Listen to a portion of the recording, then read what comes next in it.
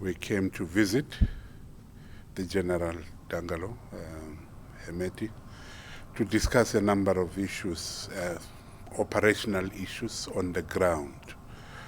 We are in Darfur, as you all know. We're on our way out, exiting. The resolution says we should be there until the 31st of October.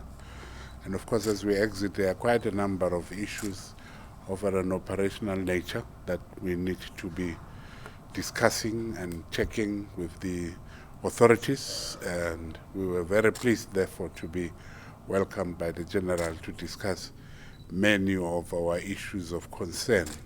Some of them relate to security issues, the tensions that we see, because we have a mandate which is, even as we're exiting, a mandate that relates to the mitigation of intercommunal conflicts.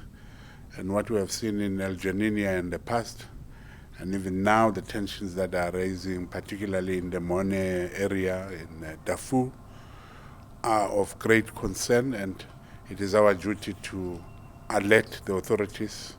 And the General was listening to us in that regard to make sure that indeed we can avoid and avert a situation in which conflict arises uncontrolled and that they are not warned when that happens. Because, as you know, Yunamid is still on the ground in Darfur, and so far very important that we discuss all these issues. So we discuss all those things.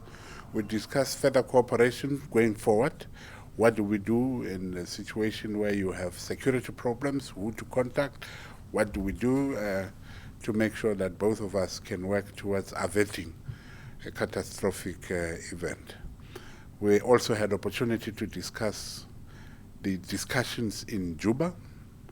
I had opportunity to congratulate the General on the progress that we see, to congratulate also our brothers from South Sudan for the mediation that they are doing. And indeed, we all acknowledge the fact that all of us are working collaboratively. Yunamid is also there. The United Nations is also there. Yunamid representing the UN, helping with secretariat issues, with providing expertise.